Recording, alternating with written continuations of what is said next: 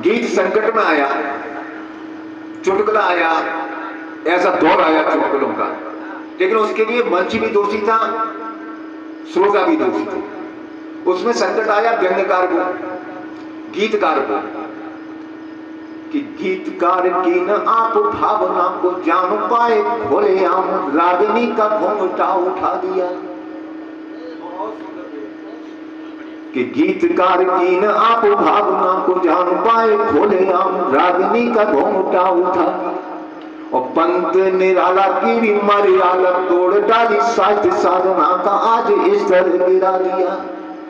और आप माने या न माने मेरा फर्ज पूरा हुआ, गीत का सुनाया दर्द आईना दिखा दिया। और आपने भी जोरदार तालियां बजा के मित्र चुटकुले को कविता के सर पे बिठा दिया। और एक ऐसा व्यंग्यकार जो आप सुनेंगे, मैं उसके बारे में क्या कह सकता हूं। जब आप फैसला आप ही को करना है, इतने बढ़िया बढ़िया व्यंग है, आप जब उस पर जीते, और कम से कम 3 व्यंग से पीछे मत छोड़ना, नहीं मतलब घाटा आपका। एक बार जोरदार उसके सम्मान में ताली बजाइए, प्रेम कारक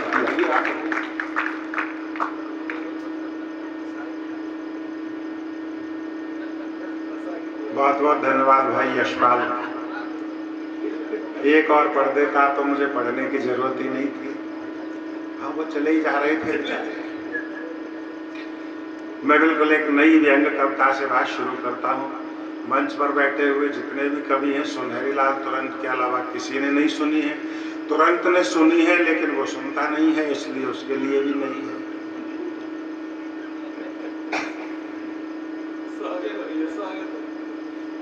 गोद में मासूम बच्चा पहाड़ जैसे यौवन का भार। गोद में मासूम बच्चा पहाड़ जैसे यौवन का भार, ऊपर से पति की मृत्यु का समाचार। समाचार क्या था, जैसे सुनामी आ गई थी और फैक्ट्री में होने वाली एक मामूली सी दुर्घटना उसके अल्प वेतन भोगी पति को खा गई थी। समाचार क्या था, जैसे सुनामी आ गई थी, फैक्ट्री में होने वाली एक मामूली सी दुर्घटना उसके अल्प वेतन भोगी पति को खा गई थी। 12 दिन तक भीड़ भाड़, सखी सहेली, उसके बाद तन्हा अकेली। वारे मेरे समाज तेरी परंपरा, एक नारी की तो दुनिया ही खत्म जैसे उसका पति मरा। वारे मेरे देश तेरी परंपरा, एक नारी की दुनिया खत्म जैसे उसका पति मरा। सास ननदों के ताने सहते सहते तंग आ गई थी, और शुद्ध शाकाहारी होते हुए भी शादी की 3री साल में तो बेचारी अपने पति को खा गई थी। सास ननदों के ताने सहते सहते तंग आ गई थी, शुद्ध शाकाहारी होते हुए भी शादी की 3री साल में तो बेचारी अपने पति को खा गई थी। घृणा, उपेक्षा और तिरस्कार की मारी काम की तलाश में घर से बाहर निकलती है भारत की एक जवान विधवा नारी। घृणा, उपेक्षा और तिरस्कार की मारी काम की तलाश में घर से बाहर निकलती है भारत की एक जवान विधवा नारी। कॉलोनी के हर भद्र पुरुष को उस पर दया आती थी, इसलिए झाड़ू पोछा करने वाली की नौकरी तो बड़ी सहजता से पा जाती थी। और फिर आता था एक अजीबोगरीब क्षण, दया के बदले में खुला प्रेम निमंत्रण। फिर आता था एक अजीबोगरीब क्षण, दया के बदले में खुला प्रेम निमंत्रण। जिस अभागी माँ का बेटा रात को भूखा सोता है, तब कहीं उसके जहन में एक प्रश्न खड़ा होता है, क्या वास्तव में भगवान होता है? जिस अभागी माँ का बेटा रात को भूखा सोता है, तब कहीं उसके जहन में एक प्रश्न खड़ा होता है, क्या वास्तव में भगवान होता है? भाई साहब, ये माँ भी बड़ी विचित्र होती है।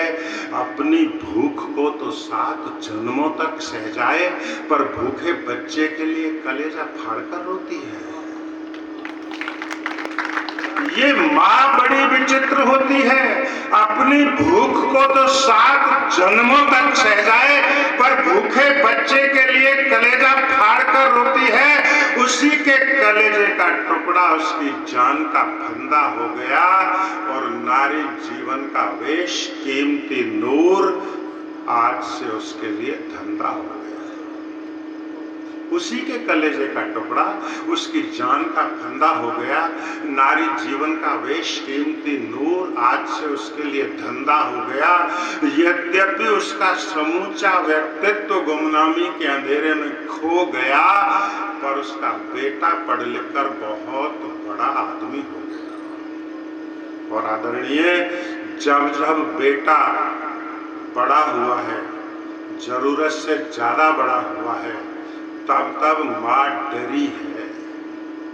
जब भगवान श्री राम विराट रूप दिखाते हैं तो मां कौशल्या डरती है और कहती है तजौ तात यह रूपा।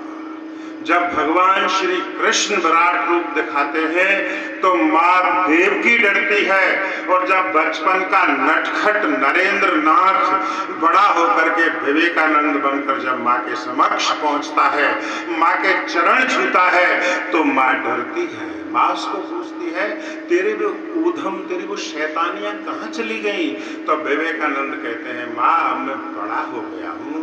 तो मां डरते हुए कहती है बेटा तू इतना बड़ा कभी मत हो जाना कि तुझे आशीर्वाद देने के लिए उठे हुए मेरे हाथ तुझ तक पहुंच नहीं सके।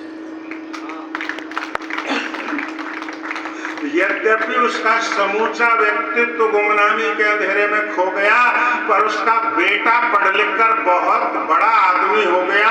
और जब उसी सभ्य समाज के तानों से बेटे को हकीकत पता चली तो सच्चाई क्या है ये मन में जानने की मच गई खलबली। अगले दिन जैसे ही उसने सजाई अपने लाडले के लिए भोजन की थाली, तो बोला माँ तुझे मेरी कसम है, सच सच बताना, ये लोग कहते हैं तुझे धंधे वाली है। माँ तुझे मेरी कसम है, सच सच बताना, लोग कहते हैं तुझे धंधे वाली। प्रश्न क्या था? जैसे ज्वालामुखी फट रहा था, एक नंगी सच्चाई से जीवन में पहली बार पर्दा हट रहा था। कैसे बताती कि वो कौन थी? आंख में आंसू थे और जुबान मौन थी। कैसे बताती कि वो कौन थी? आंख में आंसू थे और जुबान मौन थी। न कोई तर्क, न कोई दलील, न कोई जज, न कोई वकील। बेटे की अदालत ने अपना फैसला सुना दिया। एक नारी की संपूर्ण तपस्या को मिट्टी में मिला दिया। बोला हटा मेरे सामने से तेरा ये भोजन, ये नाश्ता, बस खत्म हो गया, आज से तेरा मेरा वास्ता। हटा मेरे सामने से तेरा ये भोजन, ये नाश्ता, बस खत्म हो गया, आज से तेरा मेरा वास्ता। जमाने से लड़ने वाली वो सिंघनी अपने बेटे के एक ही वार से घायल हो गई। और कहते हैं ममता की वो देवी उसी दिन से पागल हो गई, उसी दिन से पागल हो गई। बस 12:30 बजे तक का हमको समय दिया था, 5 मिनट शेष है। मैं एक व्यंग रचना सुना देता हूँ। बहुत बात हुई यहाँ पर, सेवा की बातें हुई। आपका जो अनुराग सेवा संस्थान है निश्चित रूप से बहुत अच्छे काम कर रहा है, लेकिन ये इसके विस्तार की जरूरत है सर। भाई हम रात भर कहते रहते हैं कि हम विश्व गुरु होने वाले हैं, हम विश्व गुरु थे तो सस्पेंड किसने किया मैं आज तक नहीं समझ पाया। हम हटे क्यों? कोई ऐसा विधिवत मुझे नहीं लगता कोई समारोह हुआ हो जिसमें हमको विश्व गुरु से नवाजा गया हो, फिर समारोह हुआ हो हमको हटाया गया हो।